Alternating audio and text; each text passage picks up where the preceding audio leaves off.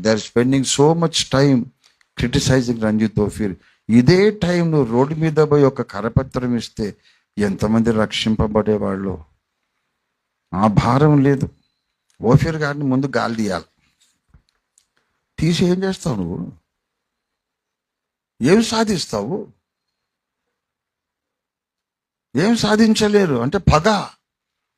వీడు పెద్ద గ్రాడ్యుయేట్ కాదు, ఫారిన్ ఫండ్ లేదు, కోటీశ్వరుడు కాదు. ఇంతమంది ప్రొఫెసర్లు, హైలీ ఎడ్యుకేటెడ్ పీపుల్, ఆయన శిష్యులు ఏంటి? డబ్బులైనా ఉంటే కనీసం డబ్బులు చల్లి మనుషులు కొనుక్కున్నాడు అనుకోవచ్చు. వీని దగ్గర పైసలు కూడా లేవు.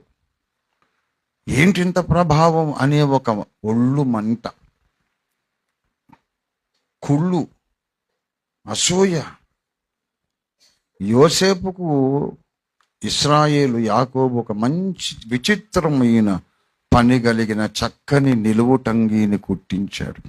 అంత అందమైన అంగి అన్నయ్యలు ఎవ్వరికి కూడా దేవుడు ఇవ్వలేదు.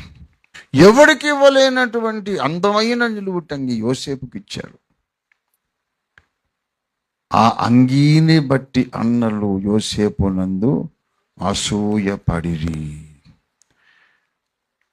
అలాగే అంత్యకాలంలో పరమ తండ్రి ఎవ్వడికి లేని ఒక సుందరమైన అంగీ రంజిత్ తోఫీర్కి ఇచ్చాడు. ఈ అంగీని బట్టి అందరూ అసూయ పడుతున్నారు.